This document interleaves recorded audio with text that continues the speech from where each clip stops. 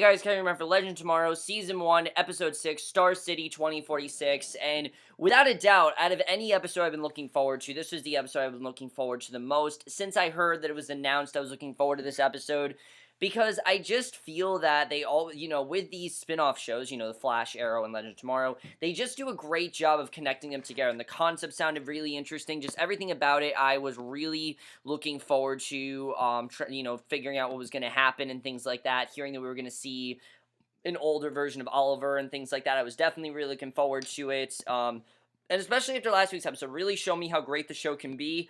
This episode was by far the best episode of the season. I love this episode. Like I said, I really just think they do a great job when they have episodes that connect the other shows together, because these characters, they have history on those shows, and you really got to see that on this episode. This episode also introduced a really interesting subplot that I really like, but let's just get into this episode because I really did love it, and like I said, by far the best episode of the season. So we start off pretty much right where we left off last week. As we know, that the team now knows that they're in 2046. They meet up with a new Green Arrow, and he doesn't quite recognize them and has no idea what Ray is talking about when it comes to Rip's recruitment. And he goes in the attack, starts shooting arrows at them. Rip starts shooting back, and Sarah tells him that it can't be the Green Arrow. She says it's not Oliver Queen. The rest of the team doesn't feel like getting hit with arrows, and I like that they, still weren't sure really what was going on there. So they return the ship, and obviously they're very confused because they know this isn't Oliver. They just don't really know what's going on. And basically, Rip tells them that the events that they dread may have come true because of the steps they took to fix it. He tells them that their best bet is to fix the Wave Rider and get back to making sure 2046 Star City isn't what they are currently facing. So the mission really has nothing to do with Savage, which is something I really loved about this episode. This was not a let's stop Savage episode. This really had nothing to do with Rip whatsoever. What this episode had to do with was, let's try to fix this from not happening. And yeah, a lot of this is because of Rip basically being the dictator of the world and things like that, and basically being, like I said, the new Hitler and things, like that, but that was not what the main thing about this episode was. This episode really was, how do we turn Star City around and make it so it is not this bleak future that it is right now, and I really think they did that very well in this episode, and I definitely really like seeing that. There's definitely probably the strongest thing about the episode is how they were able to do that. So obviously,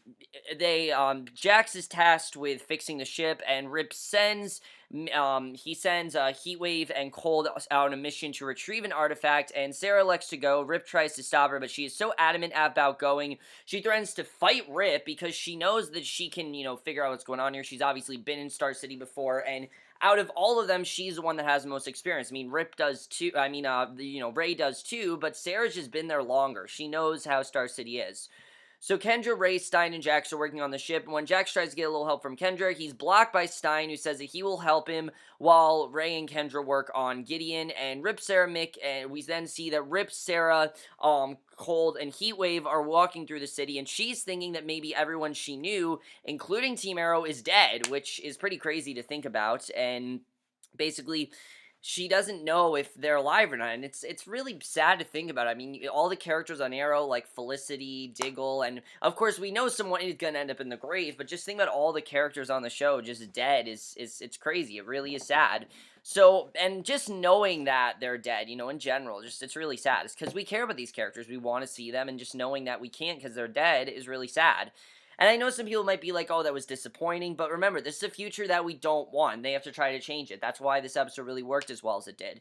Now, the other thing I really liked this episode was the subplot, like I said. Back at the ship, we see Kendra and Ray, they're flirting a bit, and, they're definitely not talking about fixing the ship. They're just, joking around, and, basically, Jackson Stein can actually hear them. I love the scene, where Stein is like, hey, we can actually hear you, why am I, and then he's just like, why am I upset, kind of making fun of the fact that he's been portrayed in this dickish way that I thought was really funny. But he realizes it's because Jax is actually jealous, and that's why he's upset. Because if you remember, whatever Jax feels, Stein feels, which, again, is really cool. So Stein knows that Jax likes her, but Jax doesn't really think he has a chance with Kendra. That Rip just has that, I keep saying Rip. Ray just has a better chance with her, and that they work better together, and that, Jax he says that his competition is way too strong in Ray and Carter, because he's not, Carter. He's obviously not what she wants with Carter. He's not this guy that has been around all this time that she's destined to be with, and he's not Ray either, who is just a lot, he can shrink down. He's a lot more impressive. He's kind of like the leader of the team a lot. He's very smart, and Jax was just a mechanic. That's all he really was, and I really think they're making this character a lot more interesting. You can tell that, they're starting to listen to fans. Fans have said that this character is not that great, and I really feel that they're trying to make it more interesting. I definitely like seeing that, and Jax is a character I really did love in this episode, I have to say. Probably my favorite stuff they did with Jax was in this episode. So Stein tells him to have confidence. He has to put himself out there for things good to happen. And I like this. I like this dynamic between Stein and Jax. I've said it before that I haven't been liking the way they've been doing Stein and Jax. It seems like they've just been being at each other's throats every episode. And, the fact that they made up last week really benefited their dynamic, because it's one of the best dynamics in the show. I definitely like seeing that, and they work very well together. So back outside, criminals are running the streets, and Heatwave actually says that it is beautiful, and it makes sense for Heatwave and Cold, because to them, this is like their Christmas. I mean, we know that they love crime, they love seeing crime happen, and basically Rip says they need to find another route, and they watch as the Arrow takes out thugs in the street. That is until he is hit, and Sarah takes off to help him, because obviously she wants to know what's going on. This is not Oliver, she wants to know who this is, and Rip follows, but orders Heatwave and Cold to stay put. They have their eyes set on a bank, but run into some trouble from some thugs. They are attacked by the group of thugs, but Heatwave shows off his Heatwave gun. They're immediately impressed, and I thought that was awesome. He takes down their boss and leaves Cold behind for his new pack, which I like this. I like that we actually saw Heatwave kind of abandon Cold because he really liked this crime, and Cold, you can tell, isn't really as into it. Cold, we know, is really changing as a character, and he really doesn't understand it, but he knows he's changing. He's definitely becoming more of a hero and less of a villain, while Heatwave really is just, he's obsessed with crime. That's who he'll always be. Cold used to be that way, but he's really not anymore, and I like seeing that. I like seeing Cold, not really go with his brother. It's very interesting to watch. I definitely, like seeing, well, his friend, I mean, his friend who kind of is like his brother. I like seeing that. I thought that was really great. So Sarah corners the new Arrow, who tells her that Sarah that Oliver is dead, and she's immediately upset. He tells her no one has seen Oliver since the uprising 15 years ago. And then out of nowhere, Deathstroke reveals himself, saying that he was the one who brought the army to the uprising. And Sarah demands to know how Deathstroke got off of Lian Yu, because obviously the last time she saw Deathstroke, they kidnapped him. Remember, he was in that cell and everything, and somehow he got out of there. And basically, Rip comes in to help, and Sarah finally calls Deathstroke by his real name, Slade, only it's not Slade. It is, in fact, Slade's son, and Sarah says that his father was insane, and it seems to run the family, and I like this. Again, you can tell that these characters have history, and this is why it works so well for me, because these aren't just random characters that we're just going to see this episode. No, these characters do have history, and they are going to exist eventually. And Deathstroke says that he will enjoy killing her, and they find themselves surrounded. However, they pull off, and Connor Hawk moves, and they take off, and basically Kendra's then having a hard time fixing the ship, and she seems impressed that he's working on a spaceship from the future. He tells her that if she ever needs any help putting a bookcase together, she knows who to call, and I like this scene here, and basically, between Jax and Kendra. Meanwhile, Stein tries to talk to Ray about possibly flirting with Kendra, but Ray says he hadn't thought of her that way. He says he hasn't really spent much time together with Kendra, and Stein said it's all the more reason to avoid personal attachment, and Ray doesn't seem interested in Kendra, and Stein's delighted to hear that, or is it Jax's brain? Which is interesting, because part of Stein seems like he does want Ray to work out with Kendra, obviously because Ray is his student, he cares about him, but then he also has the brain from Jax, which I really do like learning in this episode. That I thought that was very interesting. I really like seeing that. Definitely really interesting there. And Mick is then we see that Heatwave is then enjoying his new group when Cold asks for a moment of his time, and basically Heatwave says they need to get back to Rip and Sarah because he is not putting down roots there. However, Heatwave doesn't want to leave. He doesn't want to leave. He enjoys what he's doing, and he uses Cold's own works of scoring every day against him and refuses to lose. because he's actually winning, and he always seems to be his partner in crime, and he doesn't want to be that. He wants to be a leader, and that's what he likes, and it makes sense. I think this was honestly a very good storyline to take these two into, because yeah, Cold and Heatwave have always worked together. That's kind of been their dynamic. This is really the first time, and yes, we've seen Heatwave doing his own thing, but this is really when Heatwave is out, being the hero, being the leader of this group, while Cold's not, and he obviously is very upset about that. But I think it's also because Cold really doesn't want to be in a crime anymore. If you remember, he said that he's turning into more of a hero, and he doesn't really understand that, and I think it's very interesting.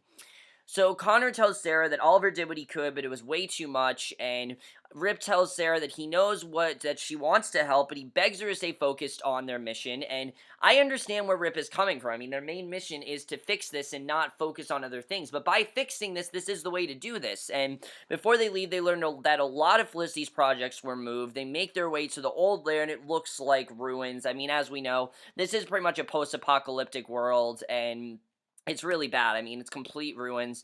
And apparently Oliver's identity was out. Everyone knows that he's the Arrow in this world. And then out of nowhere, Oliver emerges and tells them all to get out. And he's alive. He's not dead like they thought. He has a very long beard, which as we know from the picture, he does not have the long hair though. Everyone thought he was going to. I guess Stephen Amell just didn't want to grow his hair out. I'm not really sure, but he did not have the long hair like everyone thought he was going to. He's much older, and he's also missing an arm. And he recognizes Sarah, says, "Hello, Sarah, long time no see." And what I really liked about this is that it really got Stephen Amell to channel a different side of this character. He always shows this character in kind of the same way for the past few seasons, but this was a new kind of Oliver. This Oliver is older. He is a lot more resentful of what he did, and I like seeing that, because Sarah approaches Oliver, tells him that everyone thinks he's dead. Oliver says he's not wrong, and Oliver, because, basically the Arrow is dead, and he said he asked, John to put the arrow down. John is actually Diggle's son, we find out, not John Diggle. This is John Diggle Jr.,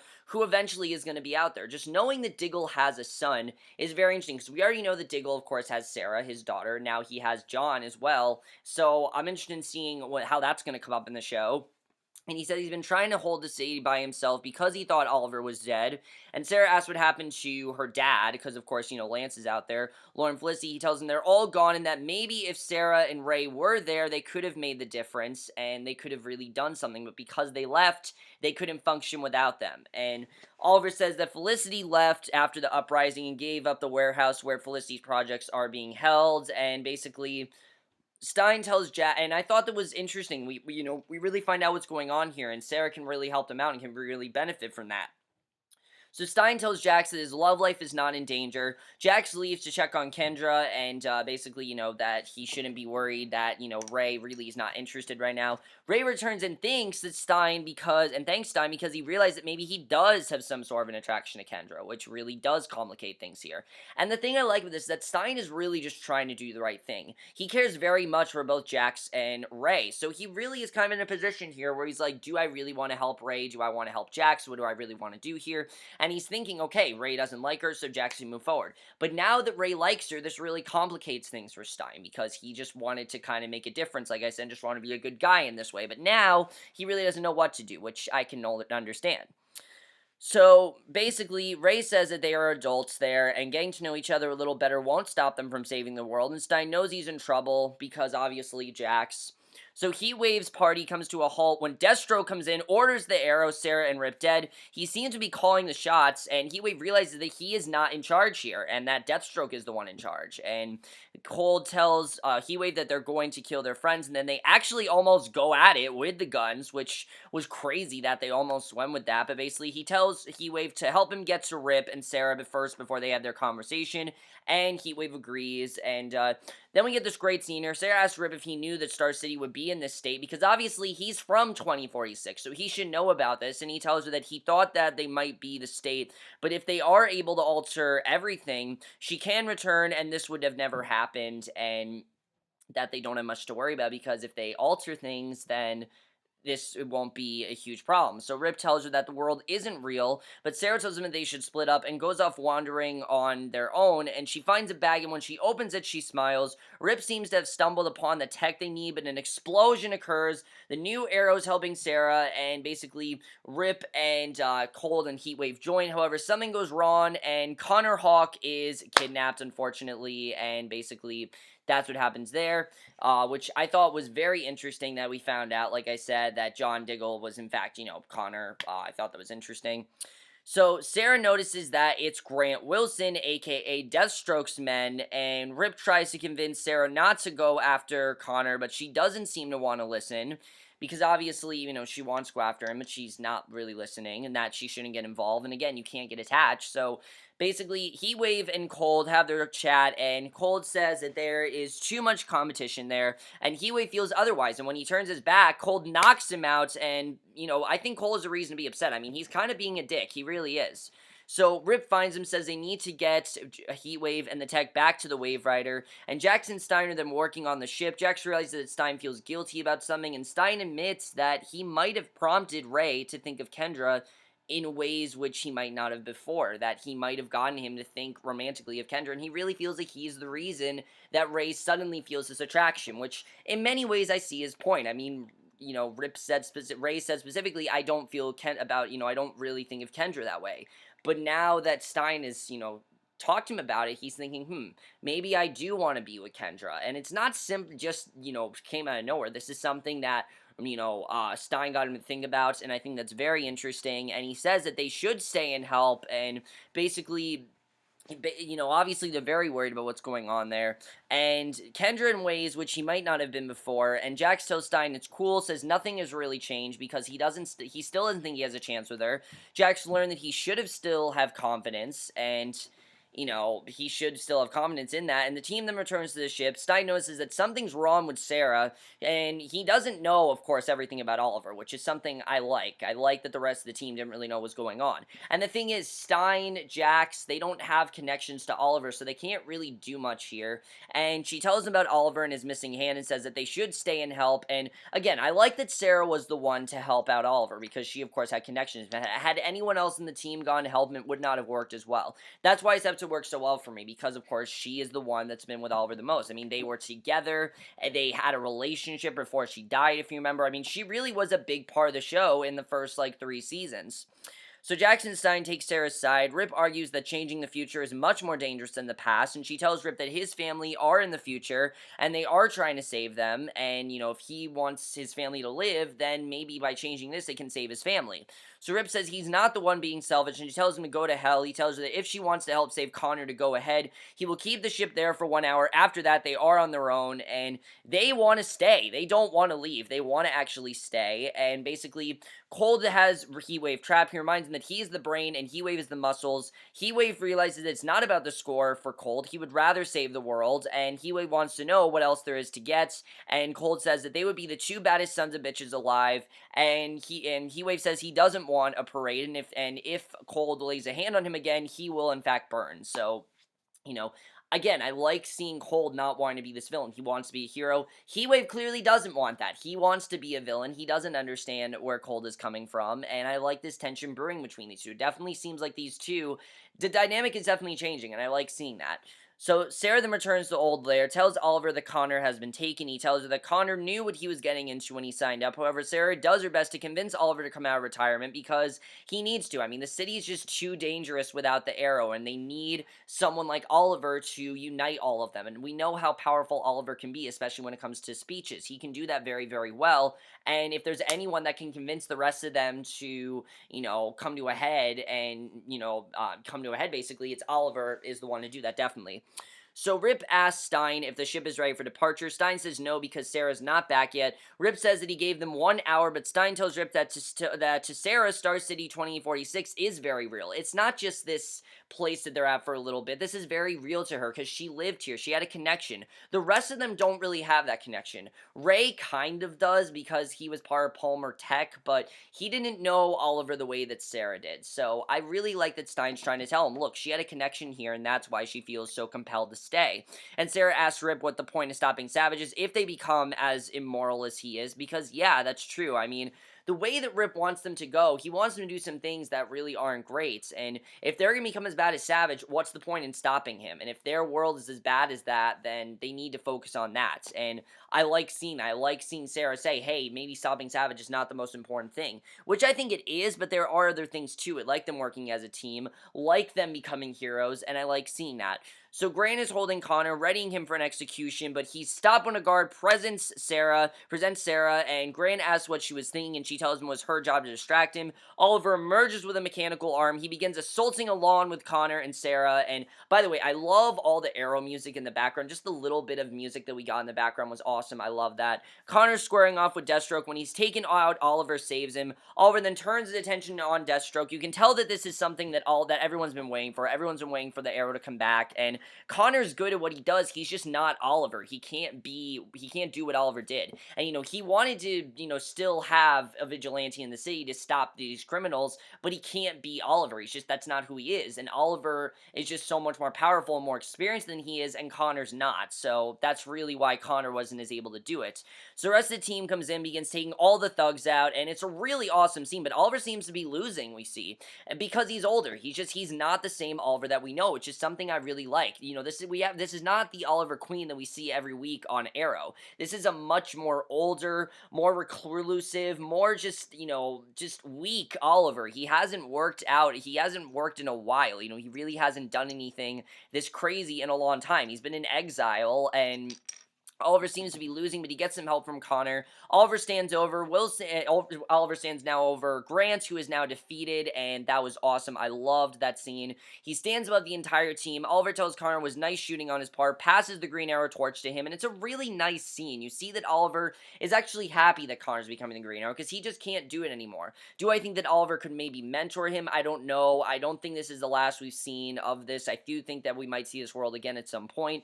Oliver returns to the lair, tells the team that they have a lot of work to do. Sarah says she feels like she should stay, but Oliver tells her it's important that she goes, and I was honestly wondering if the team was going to stay maybe for more than one episode, but they have to focus on the mission. It's not, Star City, as much as she feels a connection to it, it's not her main priority. The main priority is defeating Savage and working as a team. And if there's one member, we've seen before, if there's one member of this team that's not there, the team does not work as well. You need the whole team to be able to function, and especially Sarah. They need someone like Sarah. Sarah will just kick your ass no matter what, unless she has an emotional connection to you, which is something I liked about this episode. A lot of people say that Sarah is changing as a character, and I would completely disagree. I mean, the Sarah we saw here, this is the Sarah from Arrow. This is the Sarah that cares about Oliver, and she'll do anything for him, and we still see that.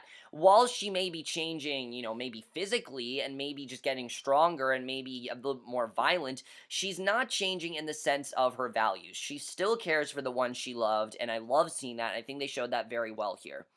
So Oliver says he's not alone, tells her that he never really is careful, and she gives Oliver a hug, tells Connor to watch Oliver's back, and it's a really nice scene. I like the way that was done. Very good passing of the torch, and just a good way to conclude seeing Star City.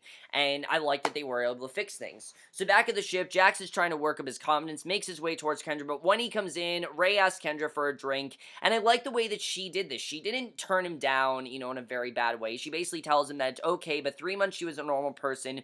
Now she's a hawk goddess trying to find the man she was destined to be with, and she just has other things to work on. She can't really be in this relationship right now. I don't think she can be in any relationship right now. And I was even thinking, is it really time to put Kendra in a relationship? Is it really time for her to do that? Because she still has a lot to get over. She still doesn't really know who she fully is as Princess Chayar. She kind of was just forced into doing that because of Prince Khufu, and she was forced to be with him.